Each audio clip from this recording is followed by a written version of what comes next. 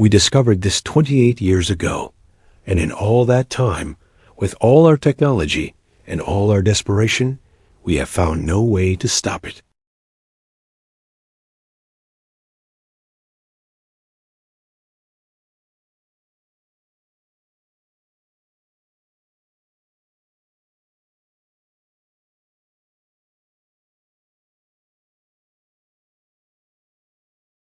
By your standards, we would have seemed like gods with fusion reactors that powered cities, quantum computers that could simulate entire universes.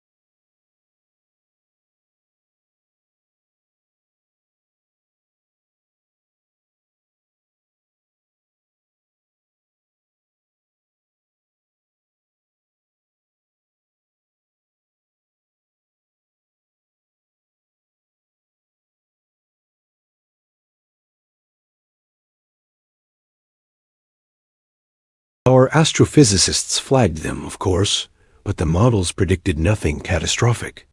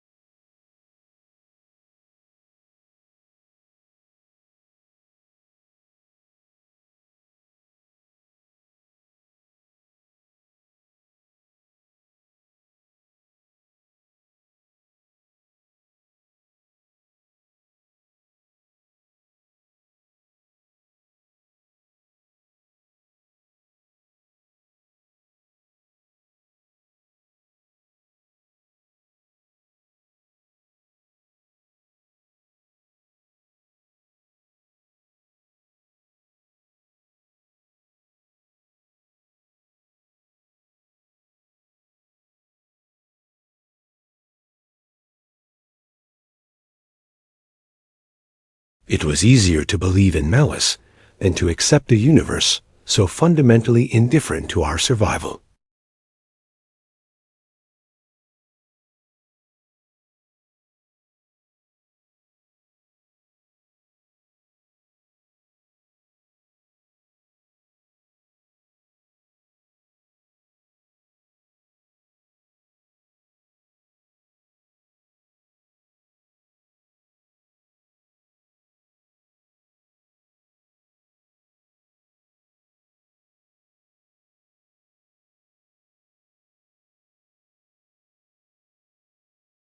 For a few years, it worked. Temperatures on Earth stabilized, and a fragile sense of hope returned. We told ourselves we had done it, that we had stared into the face of cosmic annihilation and forced it to blink. We celebrated our ingenuity.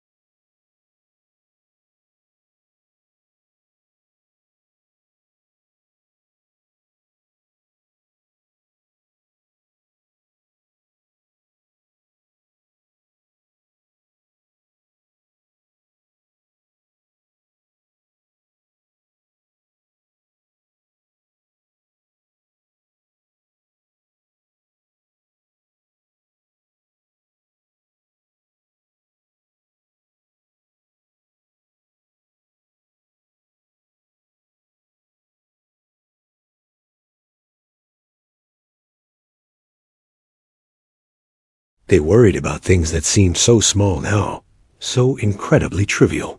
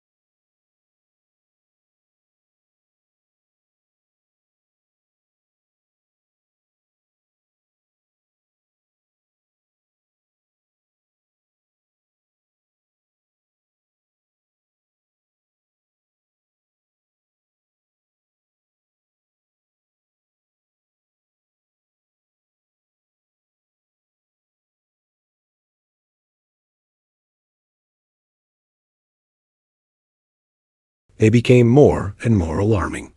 Within 18 months, the truth was undeniable. The global scientific community had to confirm it. The sun was accelerating its own death. It was rushing towards its red giant phase, expanding and destabilizing in a way that should have taken millions, even billions of years. But it was happening on a timescale we could actually measure. A human timescale. And the scariest part? Nobody knew why. The initial reaction from world leaders was cautious, as you might expect. Governments quickly put together secret panels of experts to review the data. They held these briefings in classified locations, desperate to find some other explanation, any other explanation, before they had to tell the public and risk mass panic. I was just 22, fresh out of my doctorate program, when I got the call. I was recruited into one of those review teams. For 6 months, I lived and worked in a secure facility deep beneath Geneva, Switzerland. My entire world became solar models and computer simulations. We were looking for any scenario, any fringe theory that could explain what was happening to our star through normal stellar processes. We tested everything. Every single hypothesis we could dream up, we threw it at the data, hoping something would stick. We thought, maybe it's dark matter interactions? Nope, the math didn't add up. It couldn't account for the speed of the changes. What about quantum vacuum fluctuations? Not even close. The effects were orders of magnitude too weak.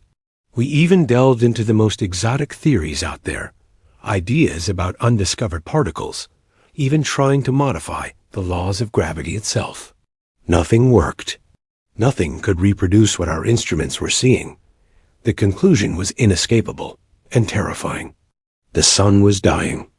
It was collapsing toward a helium flash, the precursor to a massive expansion phase that would boil the oceans and sterilize the Earth, long before its fiery edge ever reached our orbit. The timelines were the stuff of nightmares.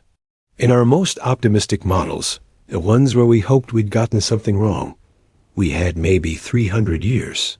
In the most realistic, pessimistic scenarios, 150. That was it. 150 years until the end of everything we'd ever known. This wasn't some distant, abstract astronomical event anymore.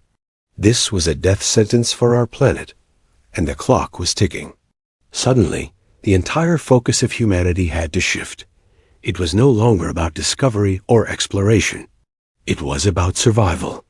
The governments of the world, realizing there was no hiding the truth any longer, began to formulate a plan. A desperate, last-ditch effort to save a fraction of humanity. The project was codenamed Exodus. The goal of Exodus was simple in concept, but impossibly complex in execution. Build a fleet of interstellar arcs, massive generation ships, capable of carrying a small, carefully selected portion of the human population to a new home among the stars. The challenges were staggering. We needed to develop propulsion systems that could cross light years in a reasonable amount of time. We had to create completely self-sustaining ecosystems that could support thousands of people for centuries. We needed to solve the problems of long-term exposure to cosmic radiation, artificial gravity, and the psychological toll of being adrift in the void forever. The scale of the engineering required was unlike anything humanity had ever attempted. It would demand the combined resources of every nation on Earth. While the engineers and physicists worked on the arcs, another group of scientists, including myself, were tasked with finding a destination. We scoured the exoplanet data from our telescopes, looking for a needle in a cosmic haystack. A Goldilocks planet, not too hot, not too cold, with the potential for liquid water and a breathable atmosphere. We found a few candidates, distant worlds orbiting stars hundreds of light years away. The most promising was a planet we called Kepler-186f, orbiting a red dwarf star. The data suggested it was rocky, slightly larger than Earth, and sat squarely within its star's habitable zone. But suggested was the key word. We couldn't be sure. Sending our last survivors on a centuries-long journey to a world that might turn out to be a barren rock was a gamble of epic proportions. As the years turned into decades, the Exodus project consumed the planet. Entire economies were retooled to support the construction of the arcs. Cities were built in the deserts and on the oceans, vast manufacturing hubs dedicated to a single purpose. Society changed in profound ways. The arts flourished in a strange, fatalistic renaissance, as people tried to capture the beauty and tragedy of the last days of Earth. New philosophies and religions emerged, some embracing the cosmic journey, others seeing it as an affront to nature. There was conflict, of course. Not everyone could go. The selection process was brutal and controversial, based on genetics, skills, and a lottery system that felt both cruelly random and coldly logical. Families were torn apart. The weight of who would live and who would be left behind was a heavy burden on the soul of humanity. I spent most of my life working on the Exodus project. After my time in Geneva, I was transferred to the astrogation team. My job was to chart the course for the arcs, to calculate the complex orbital mechanics and gravitational slingshots needed to propel these massive ships out of our doomed solar system and towards Kepler-186f. We worked with a sense of frantic urgency, always aware of the sun, our once benevolent star, now a ticking time bomb in the sky. We could see the changes with our own eyes now. Sunsets were becoming more intense, a fiery, angry red. The northern and southern lights were visible at latitudes they'd never been seen before. A beautiful, haunting spectacle caused by the sun's increasingly violent solar winds. The end was no longer an abstract calculation. It was a visible reality. Finally, after nearly a century of relentless work, the first ark was ready. The Odyssey. It was a magnificent, terrifying sight. A mountain of metal and hope floating in high orbit, its lights twinkling against the backdrop of the Milky Way. I was there, at the command center, when the first group of colonists boarded. Watching those small shuttles ascend from the surface, carrying the future of our species, was the most profound moment of my life. There was joy, there was sorrow, there was an overwhelming sense of the sheer magnitude of what we were doing. We were saying goodbye to our home, to the only world we had ever known, casting ourselves out into the great, dark unknown. As the Odyssey's engines ignited, a brilliant blue flame that cut through the blackness of space, a new chapter for humanity began. But for those of us left behind, it was the beginning of the end. Our job was done. We had given our children a chance. Now, all we could do was wait and watch the sky. They announced it to the world in the spring of 2104. I watched the press conference from my apartment in Madrid with my parents sitting in silence as the Secretary General of the United Nations explained that solar activity had been behaving unusually for several years, and that the scientific consensus now indicated an unprecedented transformation was underway. The officials chose their words carefully, trying to avoid panic while still conveying the seriousness of what we faced. But one of the scientists at the table, an elderly astrophysicist named Yuki Tanaka, who had spent his entire career studying stellar dynamics, leaned into his microphone. He stated plainly that Earth would become uninhabitable within 2 to 3 centuries, and that humanity needed to begin planning for either evacuation or extinction. The room erupted into chaos. Reporters shouted questions, cameras flashed, and Dr. Tanaka just sat back with an expression of exhausted relief, as though he had been carrying an impossible weight and had finally set it down.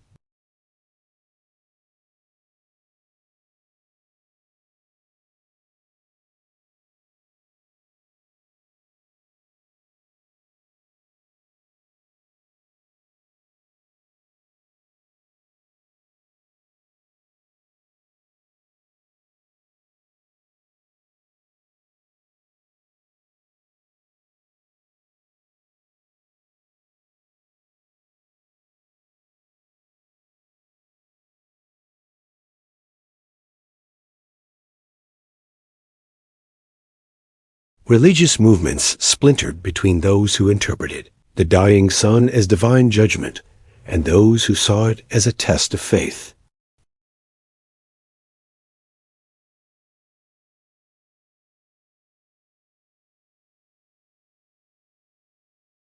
I remember walking through Madrid 6 months after the announcement and seeing half the storefronts shuttered, graffiti-covered walls with messages proclaiming the end times or denouncing the supposed conspiracy. I could hear sirens constantly in the distance as emergency services struggled to contain the social breakdown. Suicide rates climbed to levels that overwhelmed every mental health system on the planet. I lost friends who simply could not reconcile themselves to living in a world with an expiration date, who chose to end things on their own terms rather than wait for the sun to do it for them. It was a time of immense despair, a collective mourning for a future we had all taken for granted. We were a species adrift, suddenly aware that our home, the only one we had ever known, was turning against us. The initial shock gave way to a strange new reality where long-term planning felt absurd.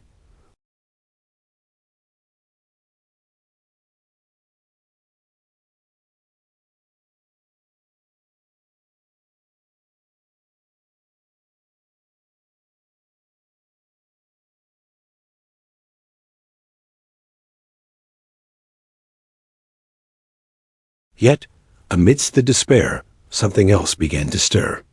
It was faint at first, a flicker of defiance in the face of oblivion.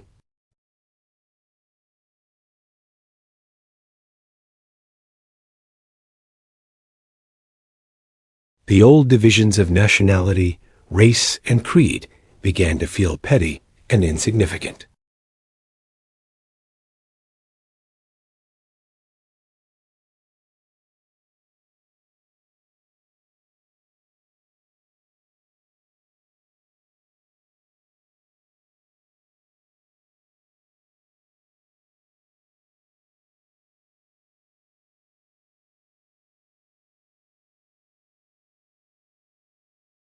They were searching for a way out, any way out.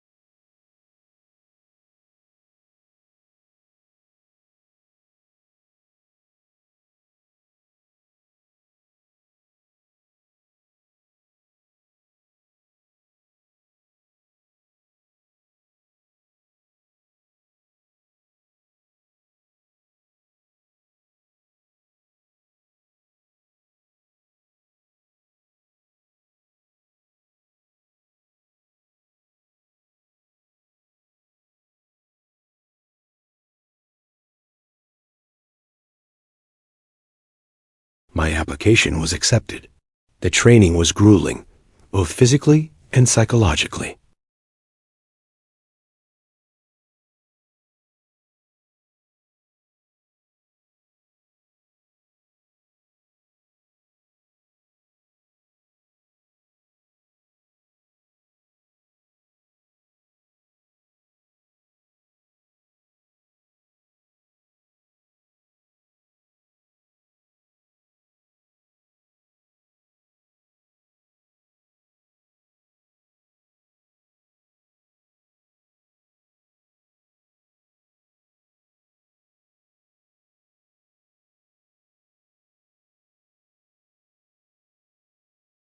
I saw the home I was leaving forever. Down there, my parents were watching, along with billions of others who would not be making the journey. They were the ones who stayed, the guardians of our memory, the ones who would watch the sun swell in the sky until it consumed everything. As the engines ignited and the ship began to tremble, I pressed my hand against the cold glass. It wasn't just a goodbye to my parents or my friends.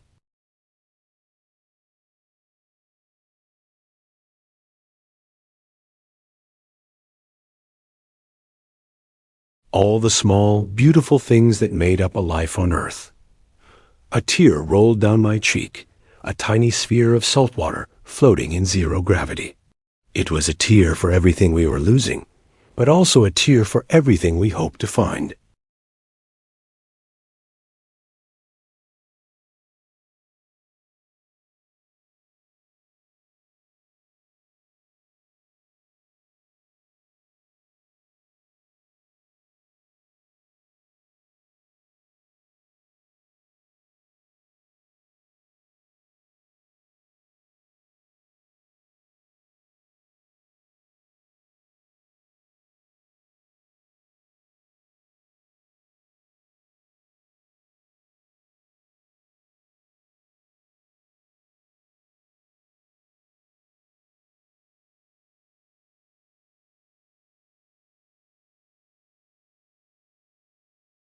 Humanity began to adapt. We weren't in denial anymore. Instead, a kind of grim, practical acceptance set in. We knew the truth, we understood the stakes, but we absolutely refused to just lie down and let despair win.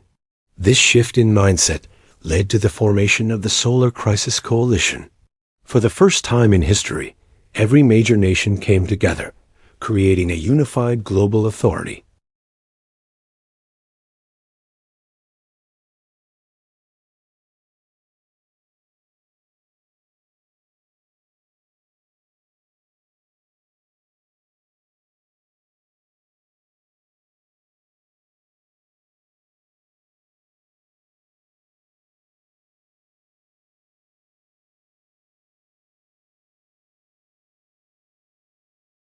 One group, let's call them the evacuationists, argued for building colossal generation ships.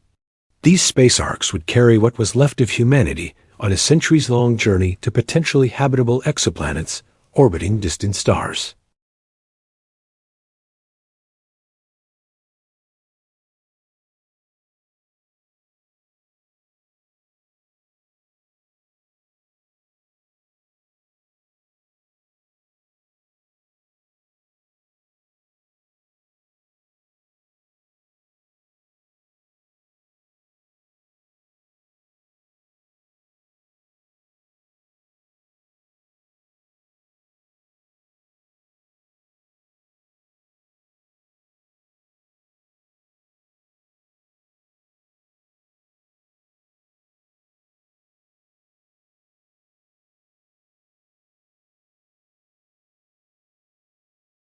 No, that wasn't something humanity was willing to do.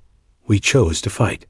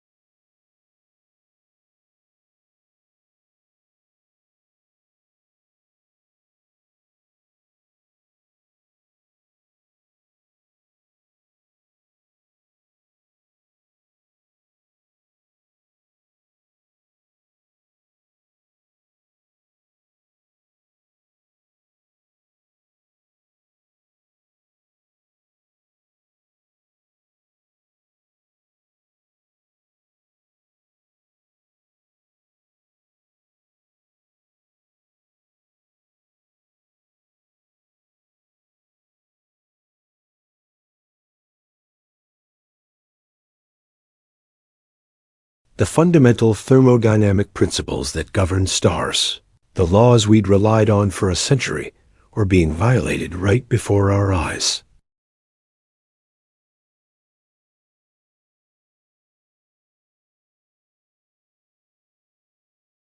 Energy was appearing inside the core faster than gravitational compression and temperature could possibly explain.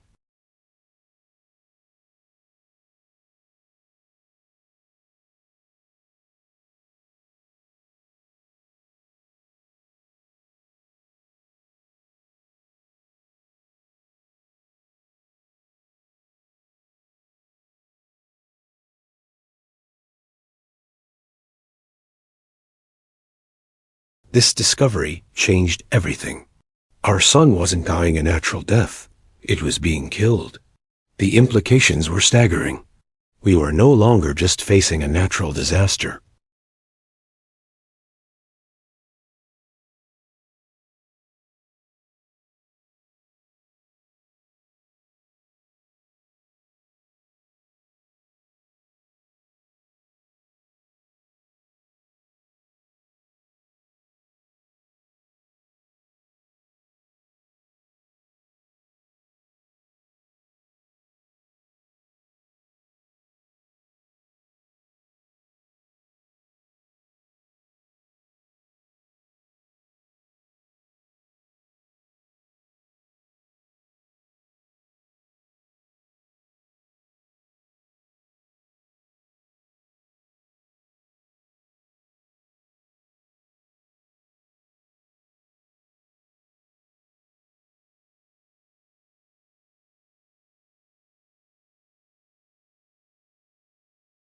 The work was grueling, and the pressure was immense.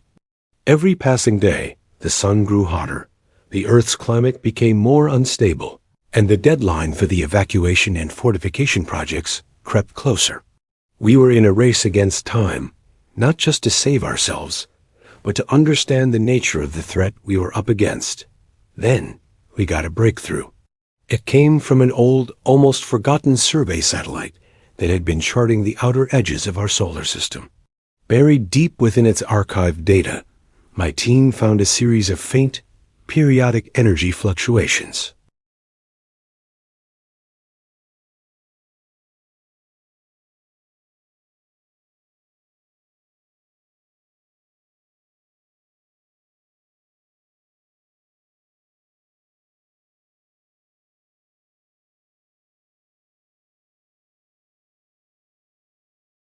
We weren't just dealing with an unknown force. We were dealing with an intelligence, and it was right on our doorstep. The revelation sent shockwaves through the coalition.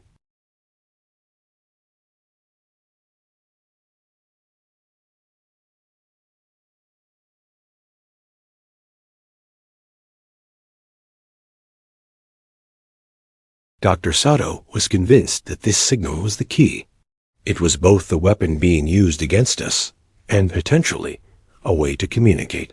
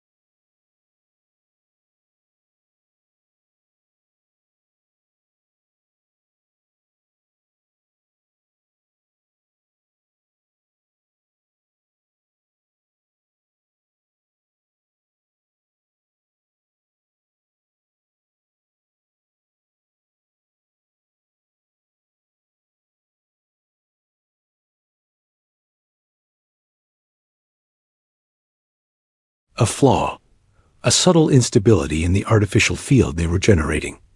Dr. Sato believed we could exploit it.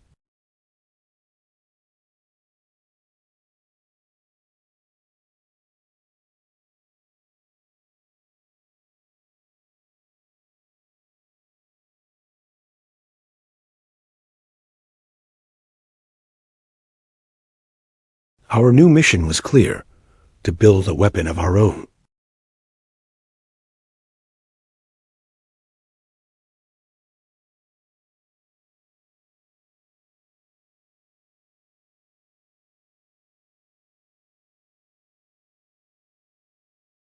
We threw everything we had at the problem, every single theoretical framework we could think of to explain what was happening to the sun.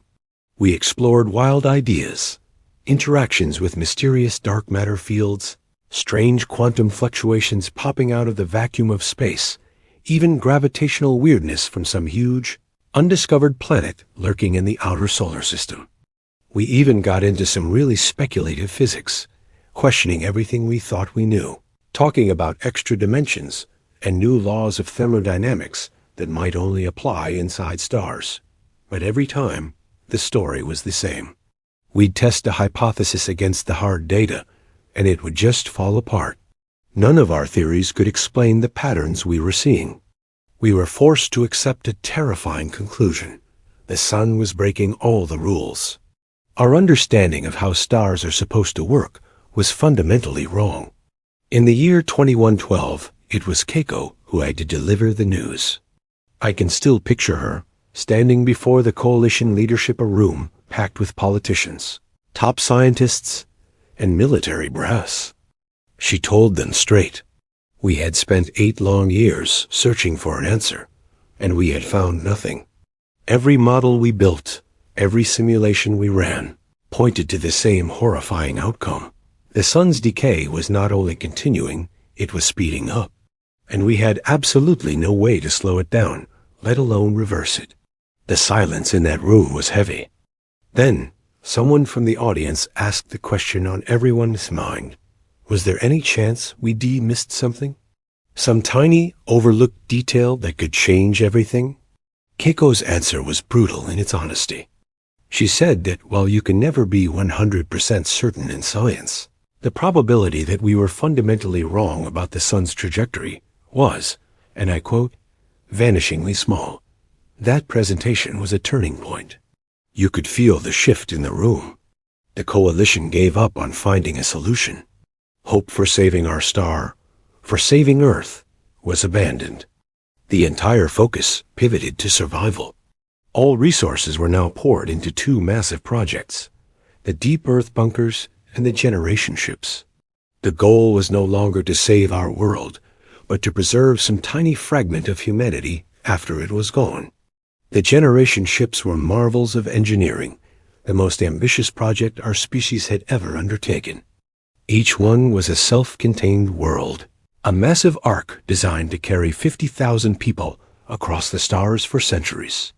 They had rotating crews to maintain the ship, while most of the passengers slept in cryogenic suspension, waiting for a new dawn on a new world. I was there for the first launch. It was 2115, out in the middle of the Gobi Desert. I watched this colossal cylinder, 3 kilometers long, light up the night.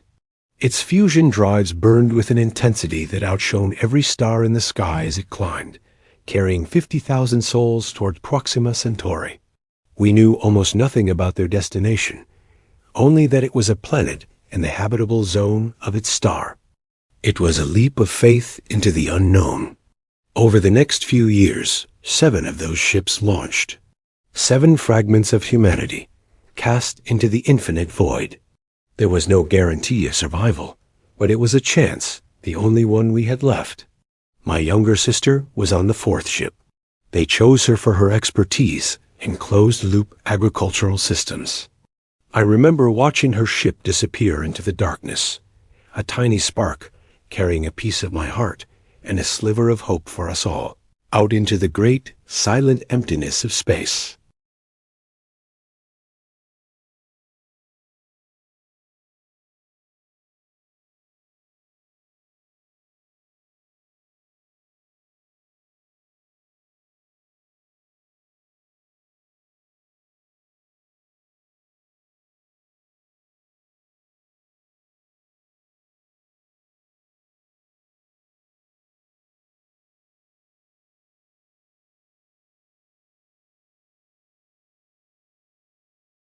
I just stood there, in the observation gallery, watching the cryopod seal around her.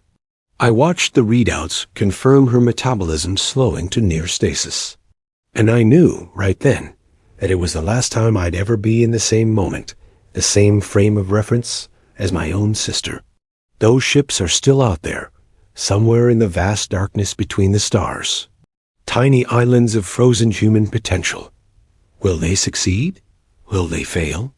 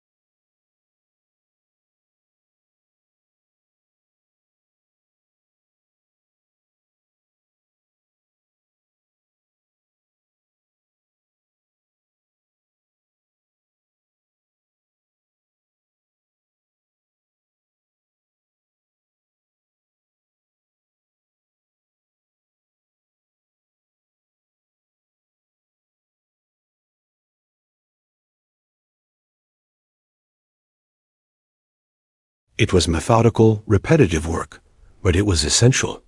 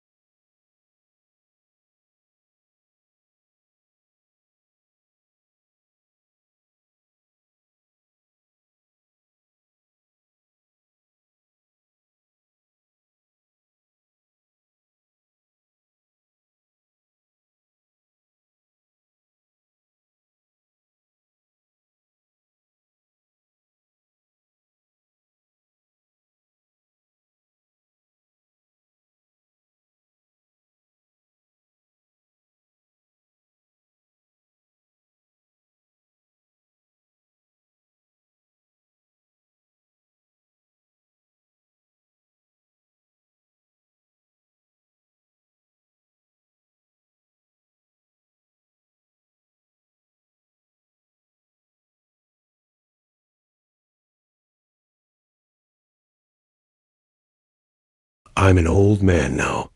My hair is white.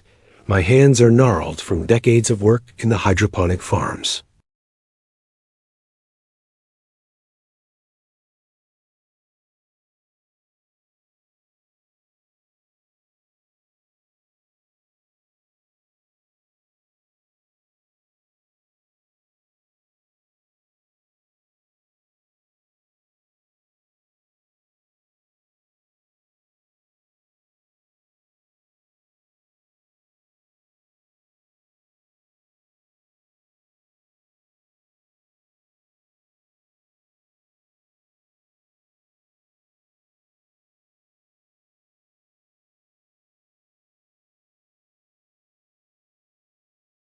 There's no sign of the new equilibrium we were promised. We are still waiting. Sometimes, late in the artificial night, when the bunker is quiet, I pull up the old star charts on my terminal. I trace the projected paths of the 7 colony ships. I find the one my sister is on, the asterisk Stardust Drifter asterisk, and I zoom in until it's just a single pixel moving slowly through an endless black. I don't know if she's still sleeping, or if her ship failed centuries ago. There's no way to know. But I talk to her. I tell her about my life here, about the bunker, the artificial sky, the children who have never felt rain. I tell her that I remember. I remember the world we lost, the family we had. I tell her that as long as I'm alive, some part of that world, some memory of who we were, is still here. And I hope, with everything I have, that she is carrying that memory forward, out there in the dark, towards a new dawn that I will never see. The 22nd century began with a quiet surrender. The last expeditions to the surface simply stopped. No one volunteered for the suits anymore. Why would they?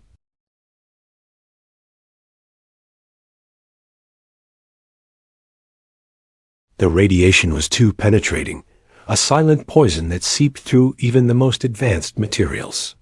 And the psychological toll.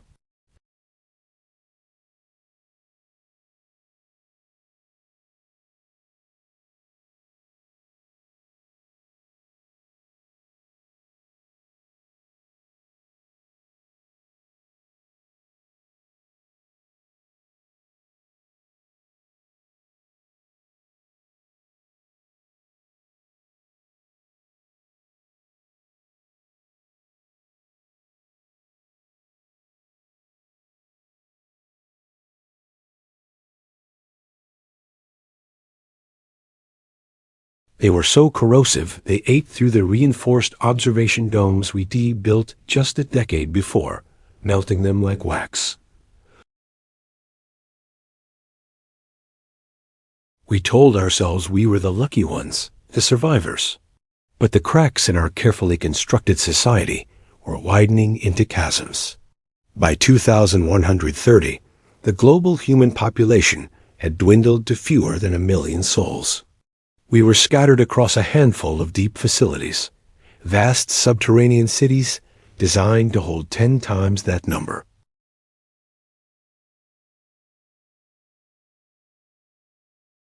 Ironically, resources were no longer our primary problem.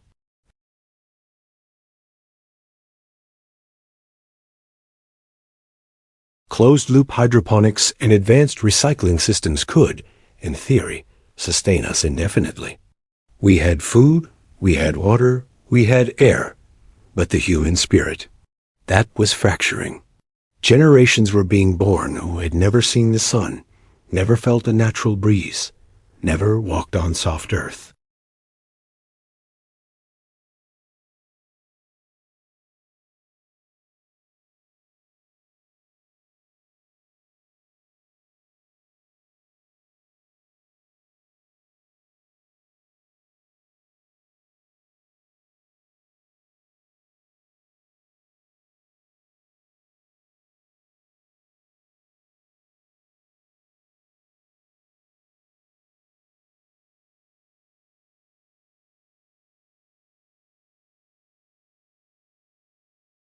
Conflicts began to erupt, but not over food or water, the classic currencies of survival.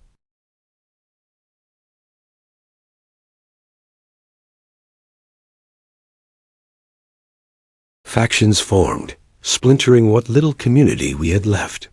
Some advocated for a suicidal return to the surface.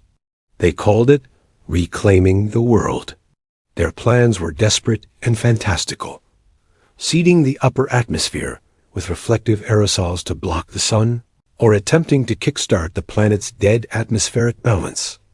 They were beautiful, tragic dreams. Others turned inward, completely rejecting the physical world.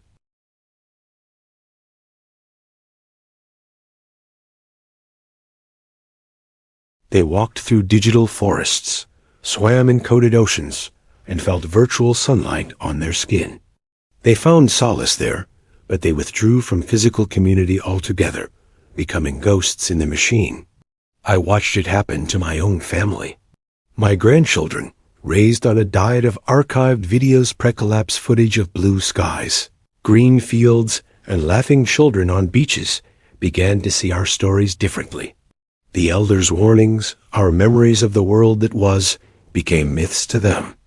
They couldn't reconcile the beautiful world on the screen with the harsh reality of the bunker.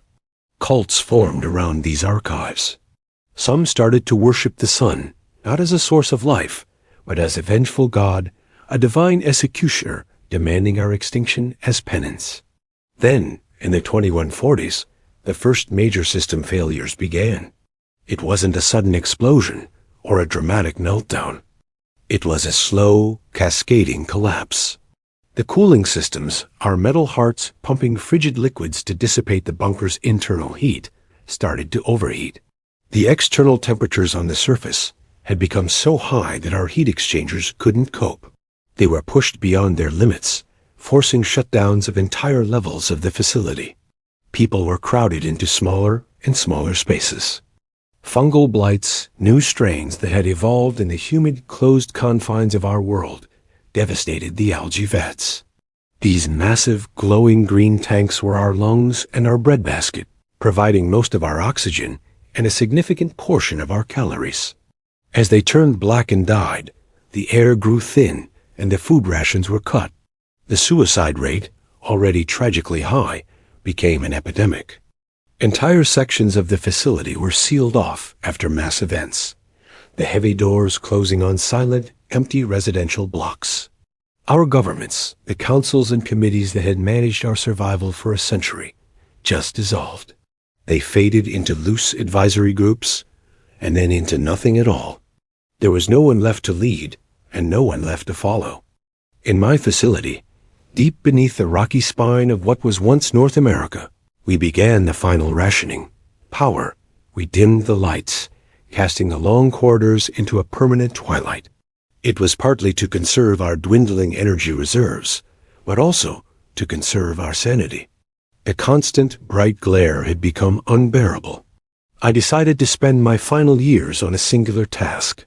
I became an archivist. I gathered what remained of our collective memory data drives, filled with human history, art, music, science.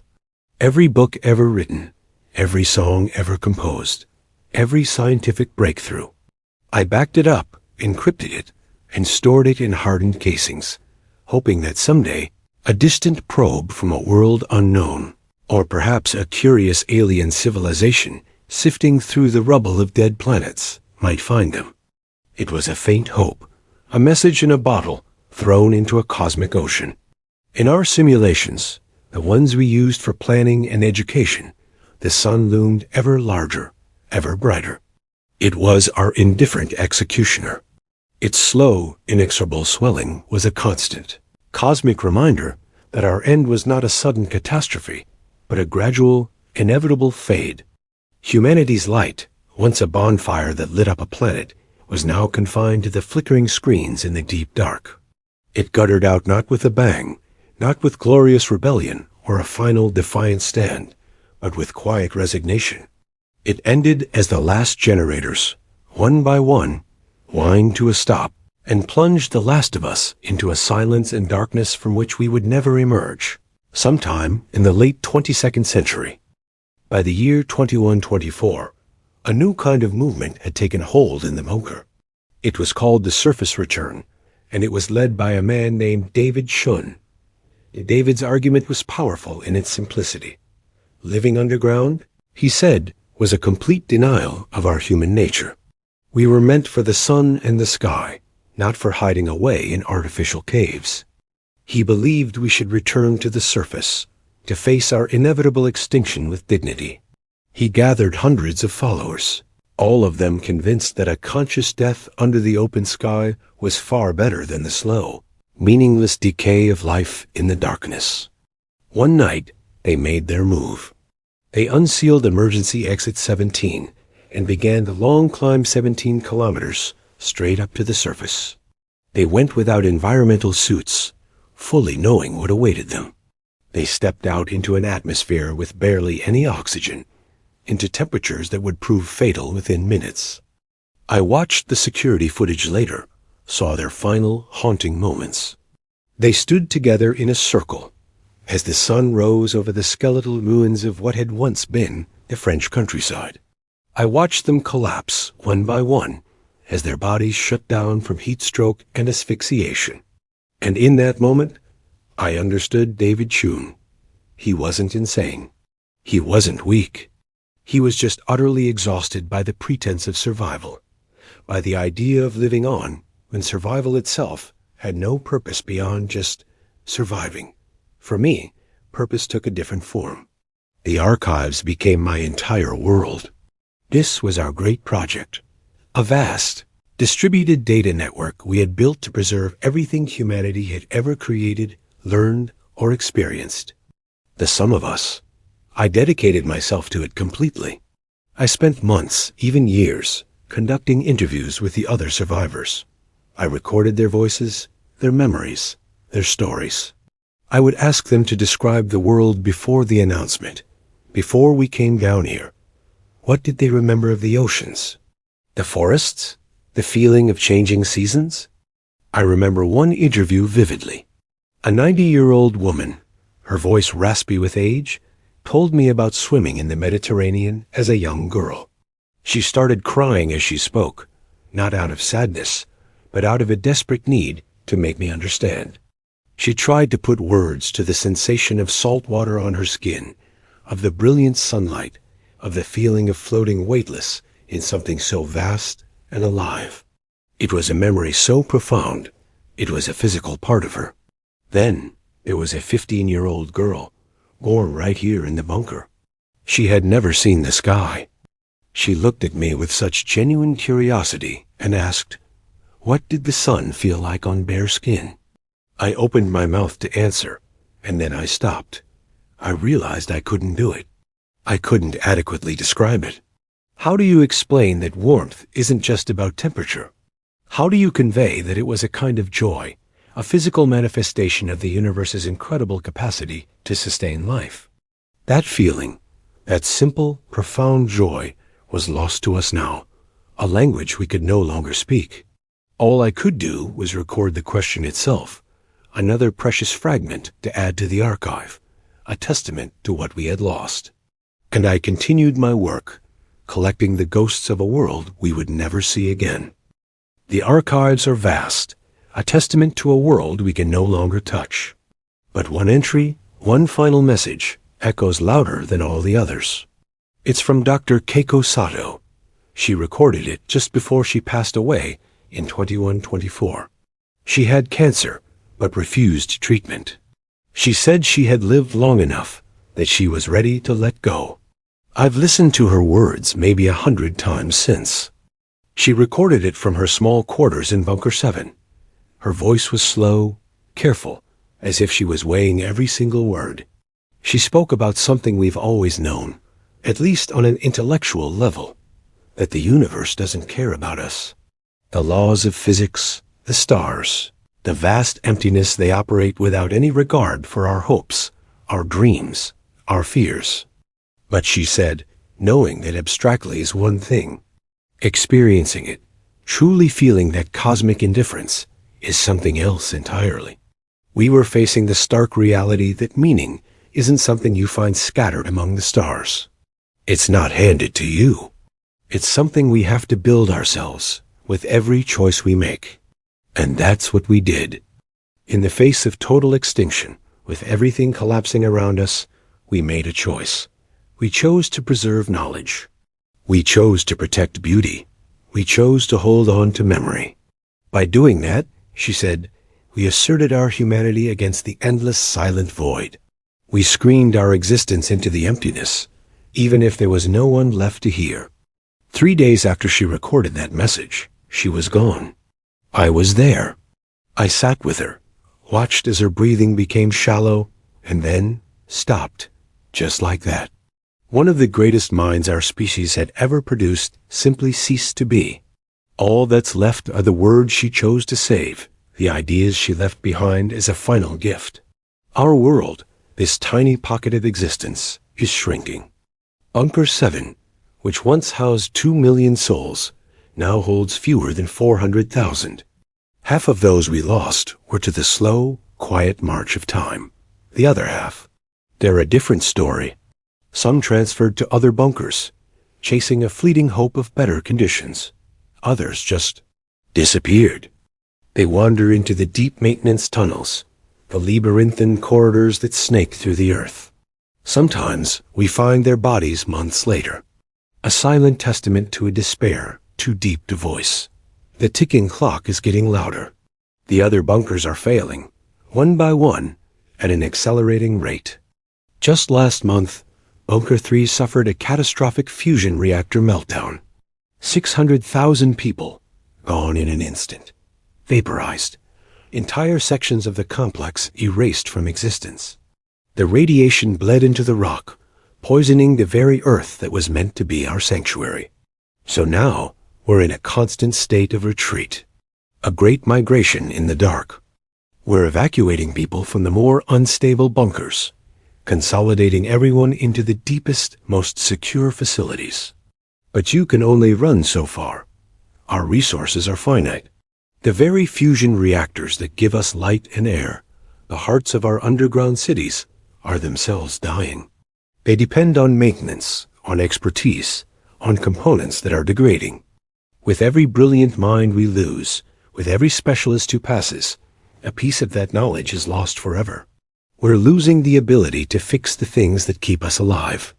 We've always known, intellectually, that this day would come, that our final chapter was being written, but experiencing it directly, it's different. We see the last flicker of our species' fire, and we are faced with the ultimate question. What do we do in the face of the end? Do we rage, or do we go quietly? Dr. Sato believed we find our meaning in that choice, in choosing to preserve, to remember, to tell our story, even if we are the last ones left to hear it. Our legacy isn't about survival. It's about what we chose to value when we had nothing left.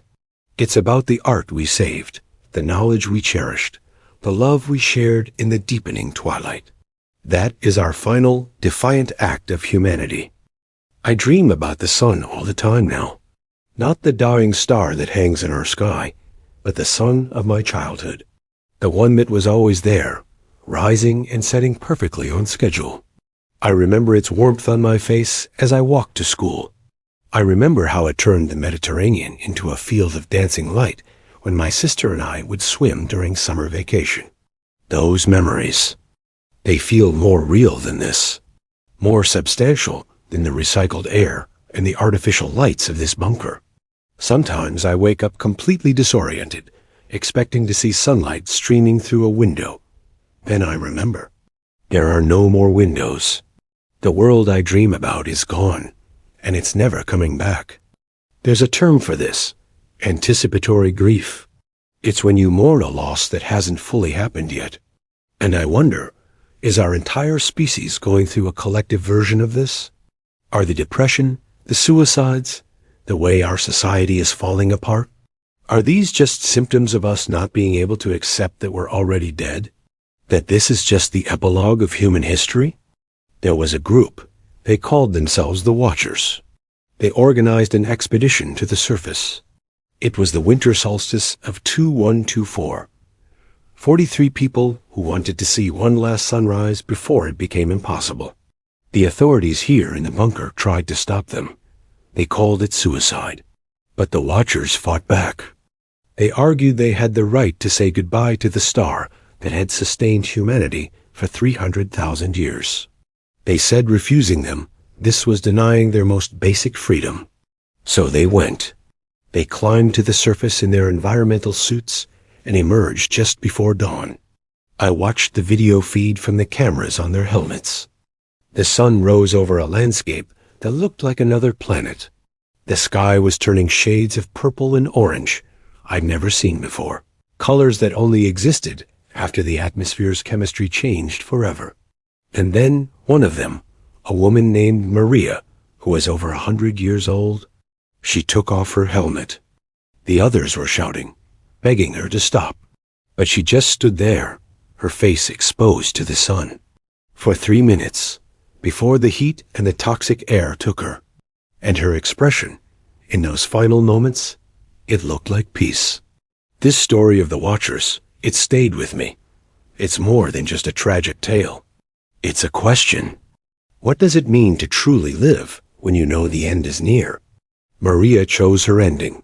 She chose to feel the sun, the real sun, one last time, even if it killed her. Was it a final act of defiance? Or was it an act of acceptance? Maybe it was both. In a world where we've lost control over everything, maybe the only control we have left is how we face the end. Her choice makes you think about your own. We're all here, in this bunker, safe. We're surviving. But are we living? We have our routines, our recycled air, our simulated daylight. We've traded the real world for a promise of more time. But what is that time worth if it's spent in a metal box, dreaming of a sun we'll never see again? Maria and the Watchers chose a few moments of reality over a lifetime of simulation. And I can't help but wonder if they were the sane ones, The authorities called them reckless. But perhaps they understood something we've forgotten. That life isn't just about the number of breaths you take. It's about the moments that take your breath away. Even if it's the very last one, they didn't just go to see a sunrise.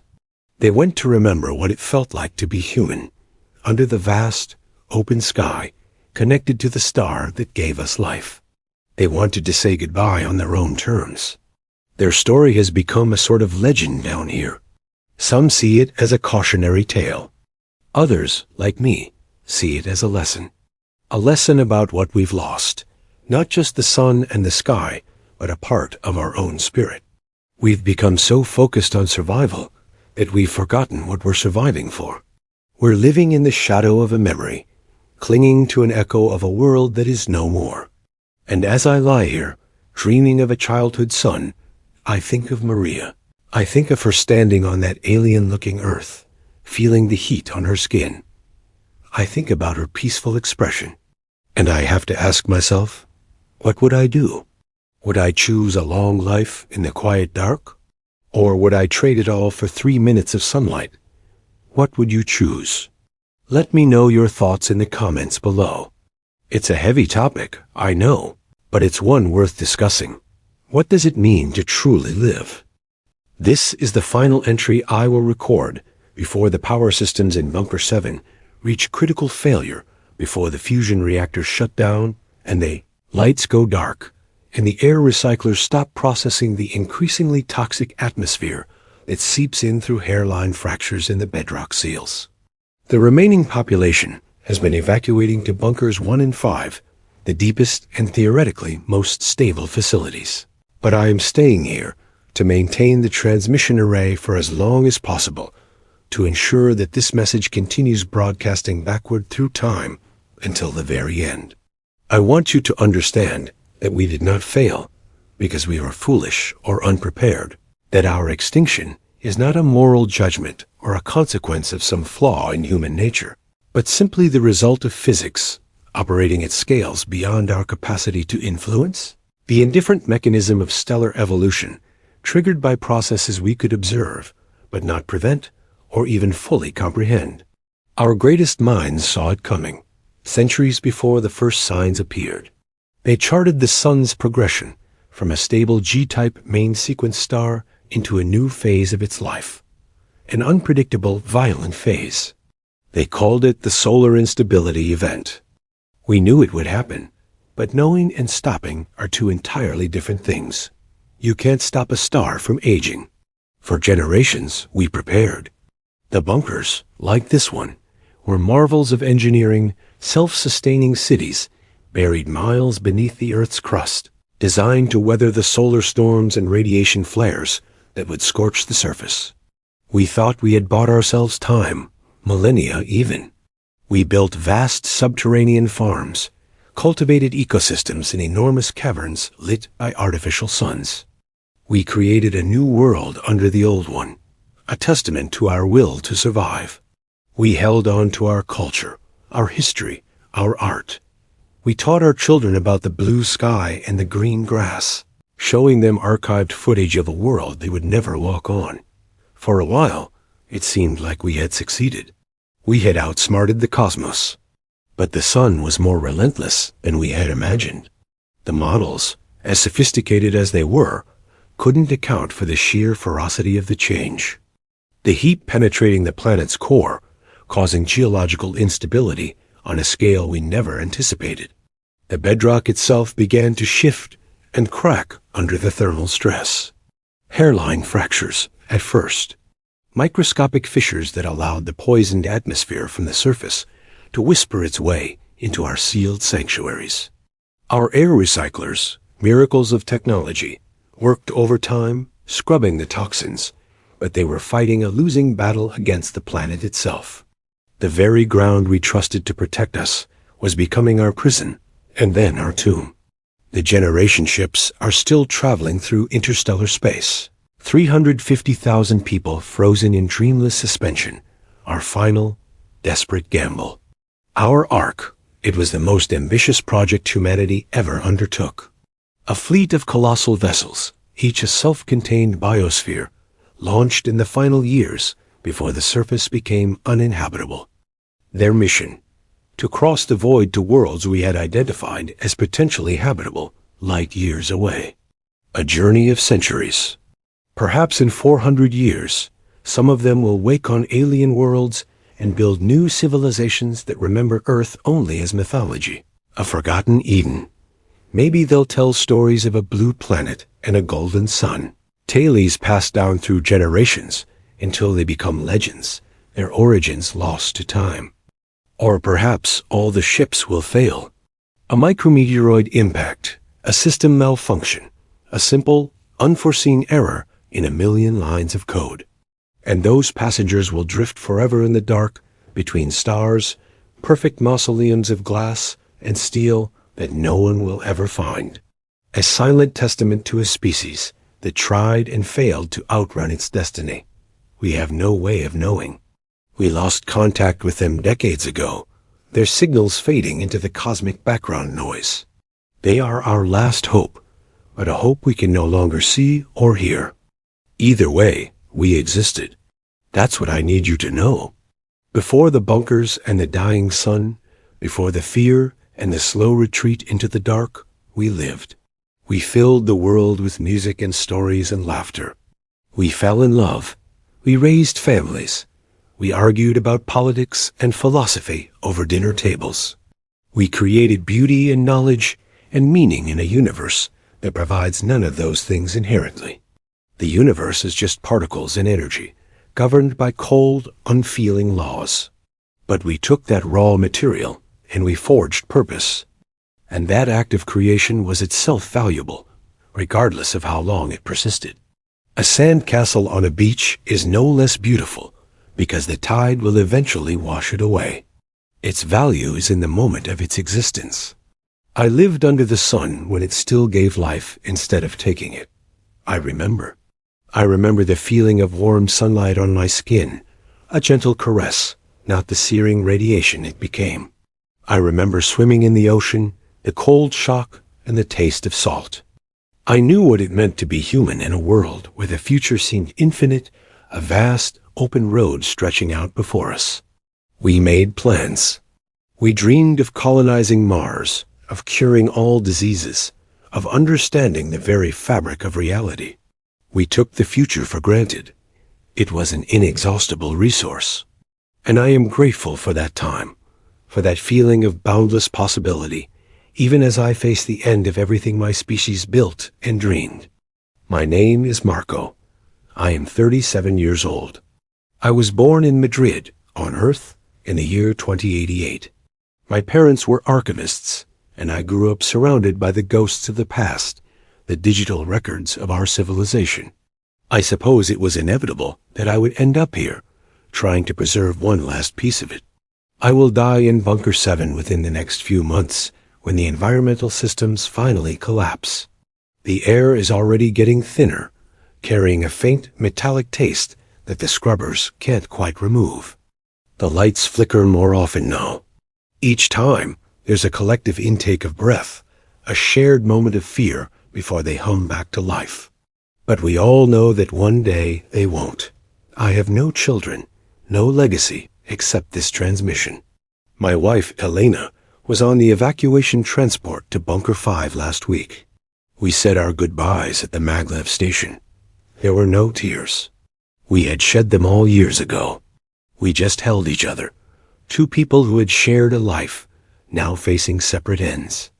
Her legacy will be the few extra months or years she might get in the deeper bunker. My legacy is this. This voice, traveling back through the chaos of space-time, a message in a bottle thrown into the ocean of history. But I lived, and I loved. And I tried to understand the universe that created and destroyed us. I am sending this message backward to you, in the hope that someone will know we were here, that our existence mattered, that we faced our extinction with as much dignity and grace as fragile, mortal beings could manage. We weren't gods. We were clever apes on a speck of dust, who for a brief, brilliant moment reached for the stars. We mapped the genome, we split the atom, we wrote symphonies in poetry that could make you weep. We looked out at the vast, empty darkness and filled it with constellations and stories. We did all of that. We mattered. So remember us. When you look at the sun, when you feel its warmth on your face, remember that it gave us life, and will someday take yours too. Stars are not eternal. Planets are not eternal. Nothing is. Don't take it for granted. Use the time you have. Use it to create something beautiful, something meaningful, something worth preserving, even if nothing lasts forever. Build your own sandcastles. Sing your own songs. Tell your own stories. Love with everything you have. Don't waste a single moment of the light, because the light is a gift, and it is finite. Goodbye from the year 2125. Goodbye from the end of the world. Goodbye from the species that looked at the stars and dared to ask why. We were humanity, and we were here